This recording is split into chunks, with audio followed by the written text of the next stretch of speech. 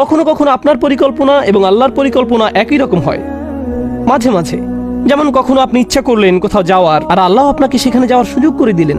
কোন একটি কলেজে ভর্তি হওয়ার ইচ্ছা করলেন, আর আল্লাহ আপনাকে সুযোগ প্রদান করলেন। সিদ্ধান্ত নিলেন দ্রুত গ্র্যাজুয়েট হওয়ার, আর আল্লাহ আপনাকে সুযোগ প্রদান করলেন। এর অর্থ হলো আপনার প্ল্যান এবং আল্লাহর প্ল্যান একই ছিল সেই একটি বিষয়ের জন্য। কিন্তু মাঝে মাঝে আপনার এবং আল্লাহর পরিকল্পনা একই রকম থাকে না। অনেক সময় ভাবছিলেন 10 বছর ধরে চাকরিটা করবেন, 6 মাস পরে আপনাকে ছাঁটাই করে দেওয়া হলো। কোন একটা ভার্সিটিতে ভর্তি হওয়ার আবেদন করলেন, আপনার সবকিছুই ছিল সেরা, কিন্তু তবুও চান্স পেলেন না। অন্যদিকে আপনার চেয়ে অনেক কম যোগ্যতা সম্পন্ন বহু ছেলে মেয়ে চান্স পেয়ে গেল। অনেক সময় আপনার এবং আল্লাহর পরিকল্পনা একই রকম থাকে না। এই আয়াতগুলো শিক্ষা দিচ্ছে সব সময় সবকিছু আমার পরিকল্পনা অনুযায়ী কাজ করবে না।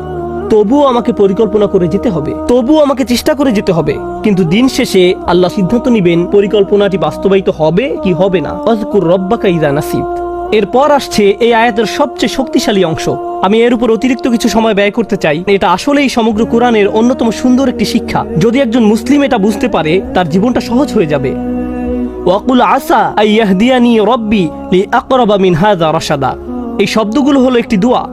দুয়ার চেয়েও এটা আশায় পরিপূর্ণ একটি বিবৃতি। চলুন এই দৃষ্টিকোণ থেকে এর সাথে পরিচিত হই। আপনি ভবিষ্যৎ নিয়ে চিন্তা করছেন, শুধু আশা শব্দটি ব্যবহৃত হওয়ার দরুন। তারাজ্জি, আরবিতে যাকে বলা হয় হরফুত তারাজ্জি বা ফিআলুত তারাজ্জি, এমন ক্রিয়াপদ যা আশা প্রকাশে ব্যবহার করা হয়। আল্লাহ আমাদের এই আয়াতে শেখাচ্ছেন মুসলিমকে অবশ্যই ভবিষ্যতের ব্যাপারে আশাবাদী হতে হবে। কোরআনের প্রতি আমাদের ঈমান ভবিষ্যতের ব্যাপারে আমাদেরকে আশাবাদী করে তোলে। আমি পরোয়া করি না খবরে কি আসে, আমি পরোয়া করি না গতকাল কি ঘটেছে, এর আগের দিন কি ঘটেছে। আমি মুসলমানদের এমন গ্রুপের অন্তর্ভুক্ত হব না যারা বসে বসে বলে উম্মার পরিস্থিতি দিন দিন শুধু খারাপ থেকে আরো খারাপ হচ্ছে, ও আল্লাহ, আর সামনের পরিস্থিতি শুধু আরো খারাপ হবে, সামনে আরেকটা ট্র্যাজেডি আসছে, আমি গ্যারান্টি দিচ্ছি, দেখো কি ঘটে। তুমি মনে করেছো 9/11 খারাপ ছিল? কিছুই না, ওটা আসলে কিছুই না। ও মাই গড, দেখো এখন উম্মার কি অবস্থা হয়, এবং দেখো তারপর কি হয়।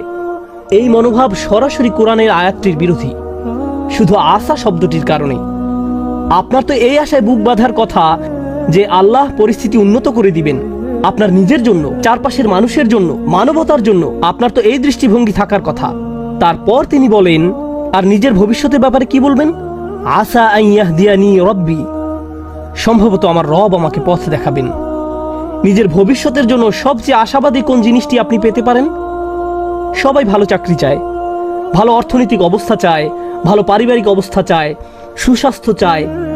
আমরা এগুলো সব চাই, কিন্তু জানেন সবচেয়ে মৌলিক যে জিনিসটি আমার আপনার প্রয়োজন, যা অক্সিজেনের চেয়েও বেশি মূল্যবান, তা হলো আল্লাহর হেদায়েত। একবার এটা পেয়ে গেলে সবকিছু ঠিক হয়ে যাবে, কিন্তু হেদায়েত না পেলে আপনার আসলে কিছুই নেই। এই আয়াত আশাবাদী করে তোলে যে আল্লাহ আমাকে পথ দেখাবেন।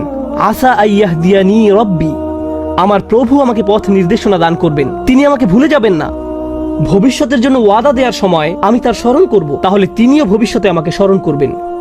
ইনশাআল্লাহ বলার মাধ্যমে আমি তাকে স্মরণ করলাম, যখন ভবিষ্যতের কথা আসে তিনিও আমাকে স্মরণ করবেন। ফাযকুরুনি আযকুরকুম, সুতরাং তোমরা আমাকে স্মরণ করো, আমিও তোমাদের স্মরণ করব।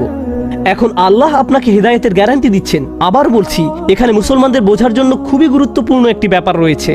সারা পৃথিবী জুড়ে বহু মানুষের মাঝে, আল্লাহুল আযীম, এই গ্রহের যেই প্রান্তে যান না কেন, মানুষের একই ধরনের বিভ্রান্তি, একই প্রশ্ন বারবার। আর সবচেয়ে কমন যেই প্রশ্নটি আমি শুনি, মানুষ বলে ইসলামের এত বেশি দলমত রয়েছে, কোরআনের ব্যাখ্যায় এত বেশি ভিডিও পাওয়া যায়, বা হাদিসের ব্যাখ্যায় কেউ এটা বিশ্বাস করে, কেউ ওটা বিশ্বাস করে। এই হুজুর অমুক ফতোয়া দেয়, ওই হুজুর তমুক ফতোয়া দেয়। আমি কি এই হুজুরকে মানবো নাকি ওই হুজুরকে মানবো? কেউ বলে এটা হালাল, কেউ বলে এটা হারাম, কিছুই জানি না, সবকিছুই বিভ্রান্তিকর। এত বেশি দল, আমি কিভাবে হেদায়েত পাবো? কিভাবে আমি জানবো যে আমি সঠিক বিষয়টা অনুসরণ করছি? কিভাবে জানবো? আমার পক্ষে তো এত বেশি তথ্য প্রসেস করা সম্ভব নয়। আর আমি এর সাথে একমত। আমরা এখন মাত্রাতিরিক্ত তথ্যের যুগে বাস করছি। প্রতিনিয়ত এত বেশি মত আর পথের সাথে পরিচিত হচ্ছি, এমনকি ইসলামের ভেতরেও। এই হলের ভেতরে বসা শ্রোতাদের দিকে লক্ষ্য করুন।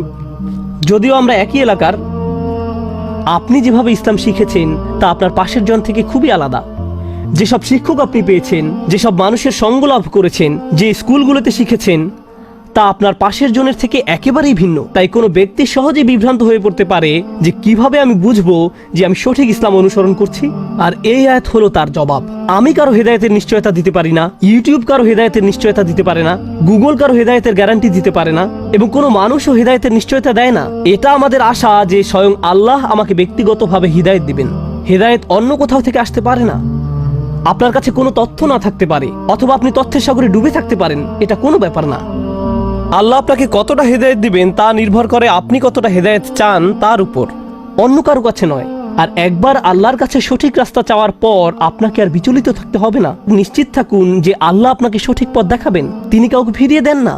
আল্লাহর কাছ থেকে হেদায়েত পাওয়া কঠিন নয়, এটা কঠিন নয়। আল্লাহ হেদায়েতের পথ খোলা রেখেছেন যারা চায় তাদের জন্য। আমাদেরকে শুধু সেসব মানুষের অন্তর্ভুক্ত হতে হবে, শুধু এইটুকুই। এই আয়াতটি সূরাতুল কাহফের অন্তর্গত। এর প্রমাণ হিসেবে সূরা কাহফ নিয়ে কথা বলে শেষ করতে পারবো না এই খুতবায়। এই গুহার অধিবাসীরা যাদের কথা আমরা প্রতি শুক্রবার পড়ে থাকি, এই মানুষগুলোর আশেপাশে কোনো নবী ছিল না, কোনো আলেম ছিল না, কোনো শায়েখ ছিল না, কোনো সাহাবী ছিল না। নিজেদের জন্য তারা নিজেরাই ছিলেন। আর তারা এমন এক এলাকায় বাস করতেন যেখানে সবাই মূর্তি পূজা করত।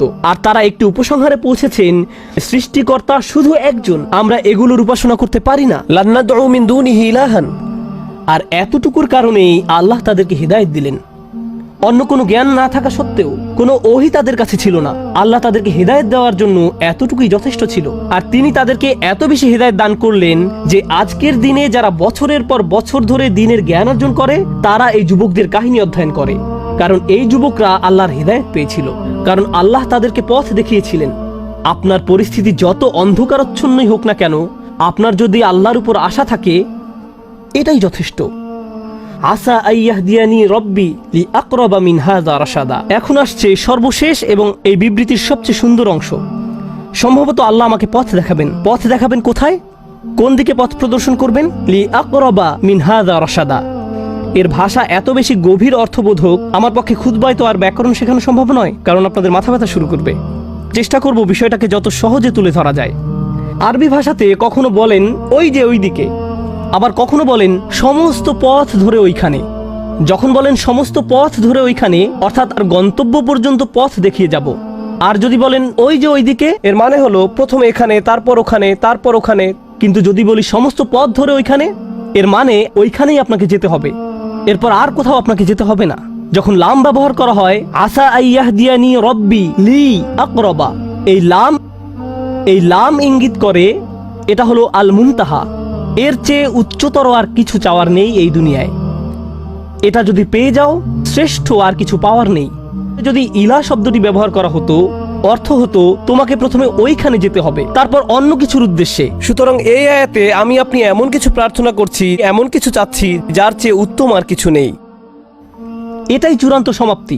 এখন সেই চূড়ান্ত সমাপ্তিটি কি? লিআকরাবা মিন হাযা, এটার চেয়ে নিকটবর্তী। আমি আশা করছি আল্লাহ আমাকে পথ দেখাবেন এটার চেয়ে চূড়ান্ত সমাপ্তির আরো নিকটে। এটা বলতে কি বোঝানো হয়েছে? এখন আমি যে অবস্থায় আছি, চলুন বোঝার চেষ্টা করি এখানে আসলে কি বোঝানো হচ্ছে। আমাদের সবার আলহামদুলিল্লাহ সুম্মা আলহামদুলিল্লাহ কোনো না কোনো মাত্রায় হেদায়েত রয়েছে। আমরা যে শুক্রবারে আল্লাহর ঘরে একত্রিত হয়েছি, এটা প্রমাণ করে যে আল্লাহ আমাদের সবাইকে কোনো না কোনো মাত্রায় হেদায়েত দিয়েছেন। কাউকে তিনি বেশি হেদায়েত দিয়েছেন, আবার কাউকে কম হেদায়েত দিয়েছেন। সালাতে কারো মনোযোগ বেশি থাকে, আবার কারো কম মনোযোগ থাকে। আমরা সবাই একই পর্যায়ে নেই, এটা সত্য। কিন্তু জানেন এই দোয়া আমাদের কি শেখাচ্ছে? আমার চূড়ান্ত লক্ষ্য হলো আমাকে আল্লাহর আরো নিকটবর্তী হতে হবে। আমি এখানে এজন্য আসিনি যে নিজেকে অন্য একজনের সাথে তুলনা করব। আমি এখানে এসেছি শুধু নিজের আজকের অবস্থানের সাথে নিজেকে তুলনা করতে। আমি যদি শুধু নিজের এখনকার অবস্থা উন্নতির জন্য কাজ করে যেতে পারি, এটাই আল্লাহর সামনে চূড়ান্ত সফলতা। এর চেয়ে চূড়ান্ত কোনো সফলতা নেই। আপনি কোনোদিন নিখুঁত হবেন না, আমিও কোনোদিন নিখুঁত হতে পারবো না। আমরা যা করতে পারি তা হলো আরেকটু ভালো হওয়া, এরপর আরেকটু ভালো, এরপর আরেকটু ভালো।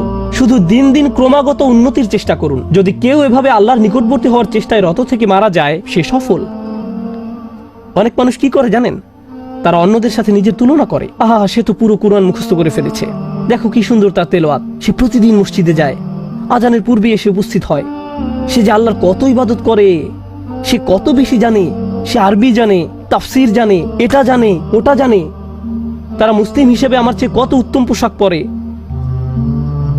নিজেকে অন্যের সাথে তুলনা করবেন না। আল্লাহ আপনার কাছে এটা চান না। আল্লাহ আপনাকে অন্যের পাশে রেখে তুলনা করবেন না। তিনি তো আপনাকে এমনকি দুনিয়াতেও অন্যের সাথে তুলনা করতে চান না, আর আখিরাতের কথা বাদই দিলাম। ওয়ালা তাতামান্নাউ মা ফাদ্দালাল্লাহু বিহি বা'দুকুম আলা বা'দ।